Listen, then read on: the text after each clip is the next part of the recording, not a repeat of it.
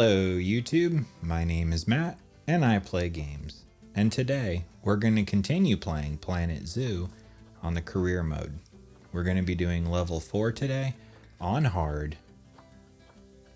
I do want to say that this is the first non-tutorial mission and it gives you a little bit of freedom, not full freedom, but a little bit. So I'll be explaining some of my thoughts and ideas as I go through the zoo this time, as opposed to just occasionally commenting thoughts. Anyway, I hope you enjoy it. I'm gonna need to hurry up and be quiet here so I don't interrupt the talking. I'll see you after the introduction.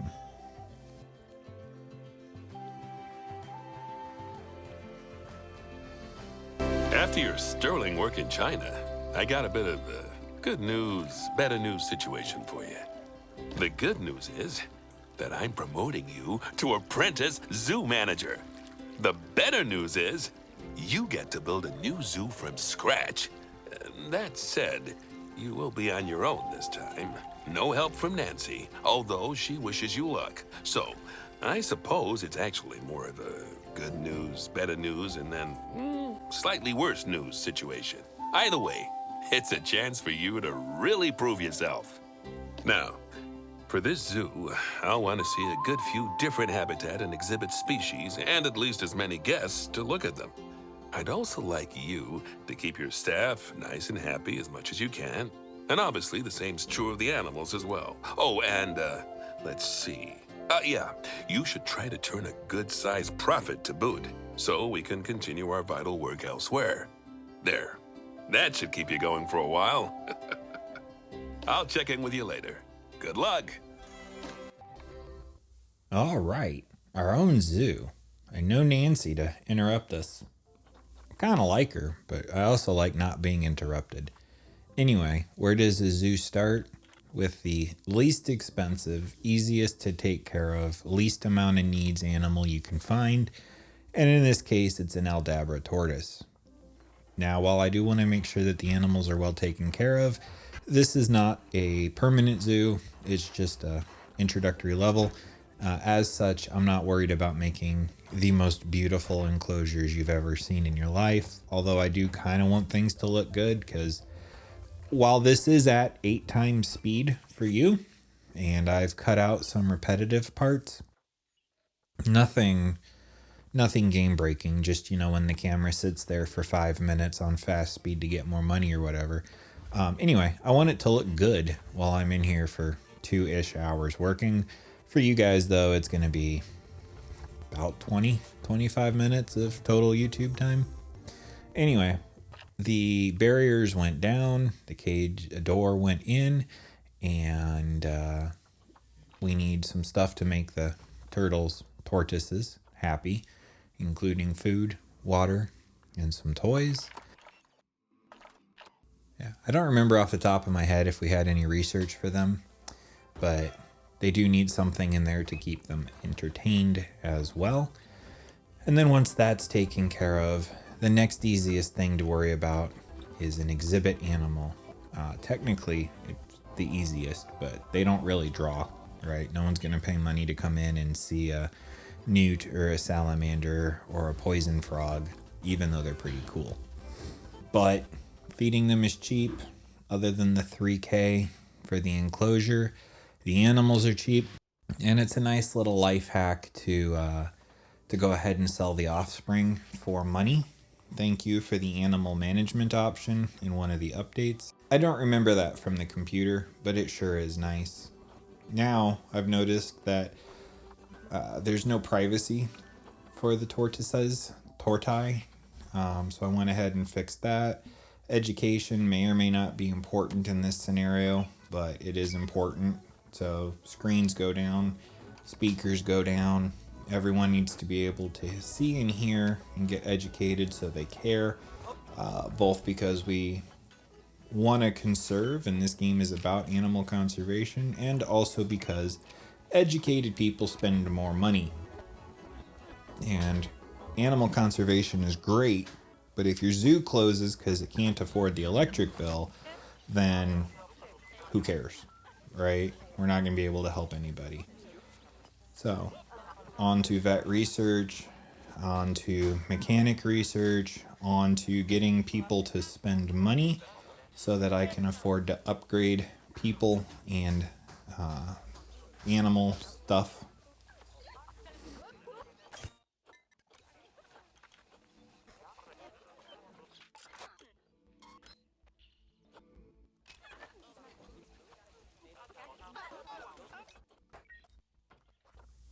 And as always, there are plenty of needs you don't think about off the top of your head. People need places to sit, they need places to throw their trash, they need things to do besides to look at our one animal. Well, I guess two, right? Habitat and enclosure. One of my favorite tricks is to take the, hey, be quiet, there's an animal here, and hey, don't feed that animal pizza signs and bury them underground so that you don't have to look at them because they are atrocious. And I don't know about other zoos, but all the ones that I've been in, none of them have those signs, right? You don't need to be told, hey, don't scream at the animals and don't throw them a pizza. So having them here to tell people seems tacky. Although I think in real life, there is probably a sign when you come in or when you buy a ticket that says you agree not to do it or they'll kick you out. But I digress. So now I'm going to work on a buffalo habitat, and just to get back into practice on how to do things, I'm going to do some non-barrier or null barrier walls, some with barrier. And of course it gives me a little bit of issues. I'm still working out the controls, but I managed to get it taken care of. Also, because of the slope, the animals will not be able to get up there. Unfortunately, I didn't realize they will be able to swim out. I fixed that later by putting up some walls just to stop them from swimming too far away. I actually really like that habitat. I know it's really simple, but I just think as a person, if I were in that zoo and you could go up the hill and look down on the buffalo, bison, whatever you want to call them, that would be pretty flippin' cool.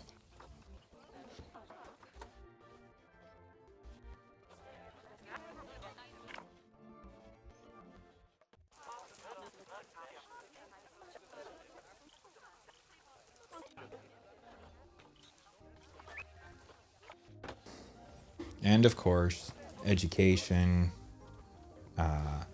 donation barrels, trash cans, benches, etc. All got to go in the infrastructure of the game in order to keep the people happy, which keeps them walking, which keeps them looking at things, which keeps them spending money.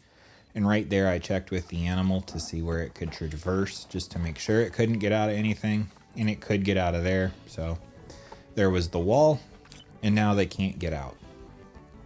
Technically, realistically, it wouldn't hurt anything, right?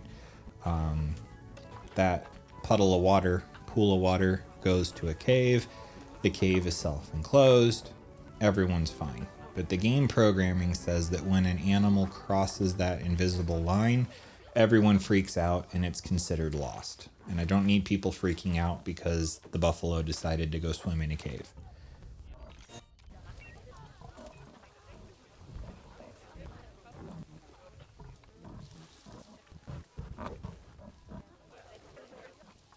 More research. That's something you'll see in the next video where we start Franchise Zoo. A lot of this game is just waiting for research, waiting for staff to be upgraded, waiting for money. And I suppose that's a lot like real life as well. I don't particularly mind it as a player. In fact, I felt a great sense of accomplishment when I finally researched all the mechanical stuff. I felt an amazing sense of accomplishment when I researched all of the base game animals in one zoo, which is that franchise zoo that you'll be seeing. Obviously, for your enjoyment, I'm not going to show you me researching each animal, but it was really rewarding to get it done. Also, it's one of the rarest trophies in the game, getting all the animals researched in one zoo, so that made me feel really good. All right, we're starting to shop for another habitat.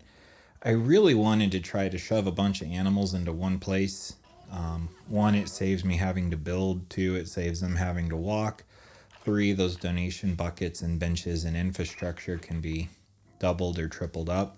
But while you could probably get away with these animals and bison in the same enclosure, the guy didn't say any of them were a good idea to pair up, so I didn't, which is fine. So again, everything a happy animal needs to stay happy goes in: hard shelter, places to lay down, water, food, toys if we got them, and plenty of room. I also really wanted to put one-way one-way windows wherever I could. I just didn't have them researched, and I don't know if I just never got around to it or it wasn't an option in this one, but hiding people from the animals, even when the animal's confident around people, is a good idea. It just stresses them out less. If you don't have the option for one-way windows, you can also plant screening plants in front of them. Then the animals see less of the people. You just got to make sure that the people can still see through, which I think they can no matter what. I've had people sometimes stop at the corner of a window and look through the solid wall and still be happy. So I think the people are fine no matter what. But that's kind of game-breaking non-immersion, isn't it? Another exhibit, other animals. This time it was beetles. I really like the exhibits. I like that they're so small. It reminds me of a lot of zoos when I grew up. You just go up to the wall and there's a bunch of glass aquariums and you look at the animal and you go, that's cool. However, later on in this game, I do want to work on bigger exhibit enclosures, things where it doesn't look like you're just looking at an animal stuck in a glass box, even though you are. And that's just kind of to see what I can do and what I'm about, and how creative I can be, / how well I can utilize ideas from other folks. There went a trophy, animal born in the zoo. Cute little animal. I watched it for a while. Something I don't get to do enough of. I'm too busy building and not sitting around having fun watching the animals interact in the worlds that I build for them. Seriously considering making a video where I turn off all needs and build a zoo and just watch the animals frolic and interact and do what they need to do. Not really an ASMR thing, but kinda. I don't know anyone's done that. Let me know in the comments if that's something you think you'd be interested in. I think it could be really cool. But we'll see. I may do it just for me. Who knows? So now I'm building a Formosa bear enclosure. They do require some climbing. I have this nice cliff, so I figured I'd make a sort of staircase to get them from one level to the other. Now, because of that staircase and where the door is placed, everything I need the keeper to interact with needs to stay on the top. Technically, this is a really bad idea because bears poop, and that poop's going to build up down below. And since the keeper can't get at it, it's going to become a health hazard. But again, this is not my game to keep forever, so I figure it'll be okay, at least for as long as I need it to be okay. Again, it's not a long-term solution, but there you go. And then I decided to try to pretty this up, mess with the angling tools. It really did get frustrating dealing with that until I learned how to better use the tool for moving things. Frontier did a really good job with it. I just had to learn how to use it. Now I don't even think about it, and it's almost as easy as mouse and keyboard, which is awesome. So, we have the necessary support staff on their own little area, ready to go to help the bear, because it's a long way up there if I had to rely on other people. And then the bear goes in, I check the bear to see, 1, can it escape? 2, can it move around everywhere? 3, how does it like the environment? And I adjust as needed. Some animals want short grass, long grass, dirt, rock, snow. This one wanted a lot of foliage, and I will admit, rather than going through and making things pretty, I just found the biggest bits of foliage that I could get a hold of and I shoved them in until the meter read green. And then it didn't like the temperature, so had to augment that. There's heaters and coolers, and they do work outside of the animal enclosures as well. One day, especially in a temperate area, I'm going to put heaters on the paths so that the people don't have to deal with or worry about freezing while they walk around. Because for some reason in this game, people can't seem to bring a coat to the zoo in winter in the Arctic. But hey, I'm a hospitable host. I'll figure it out for them. Here I'm going to make a little dining area. I deliberately put it kind of far in. One, because it's where I had space, but two, to encourage people to come up this way. That way they see the bear, they see the buffalo from a different angle. They spend more money. They're in the park longer. So yeah, sort of conniving, sort of because that's just where I had space. Another enclosure's going in. Clearly I'm not trying to utilize space in any way other than full efficiency. I want to get my requirements met and get on with this. I do enjoy this park. It's a beautiful landscape, but it's not mine. It's a level you have to beat. It's a set of challenges that need completed. So that takes away some of the enjoyment of making it look pretty. So instead it's find space, put something down, move forward. More research, more understandings, more moving forward. The alerts weren't so bad in this level. I believe it's mission 6, which, yeah, I think it's mission 6. Anyway, the alerts never stopped there. Also, I'm going to tell you right now, my system quit recording. My memory got full. I haven't looked at that video yet to know how much was or wasn't recorded. I hate that level. It's awful. I don't know that I want to do it again. So if there's not enough recorded, I may just skip that one. At least for now. I might come back later. If that bothers you, if you really want to see me play all of these, I happily will. I just need to know.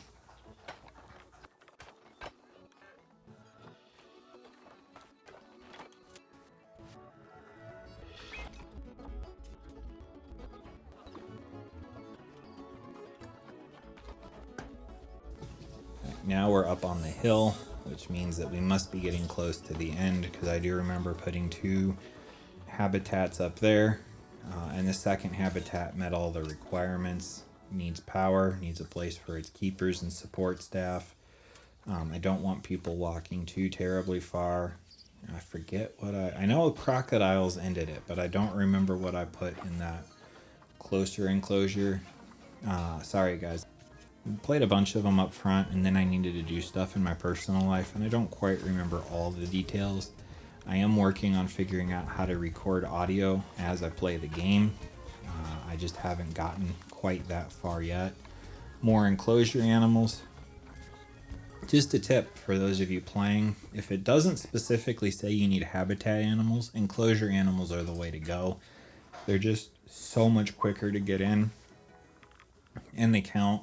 And like I said before, you can sell the offspring for money, which, especially in these career missions, you can never have too much money. You can in the franchise mode. You can get to the point where it's basically infinite money, but that doesn't happen in these. So anyway, we go ahead and get everything set up.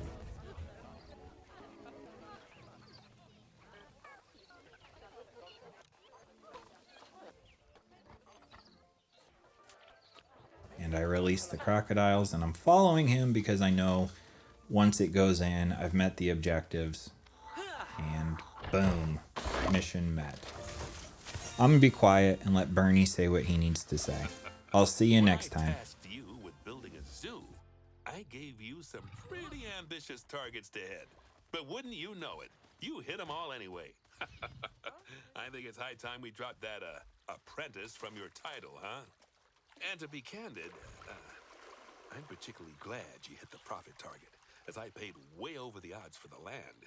Frankly, the amount I spent per square foot, you'd think I'd bought a penthouse apartment with solid gold toilets. It was worth it, though. Anything to stop the land going to that dreadful hedge fund. Apparently, they wanted to parcel it up and sell it off to various mining and energy consortiums. They're the sort of people who'd squeeze the oil out of the Mona Lisa if they could.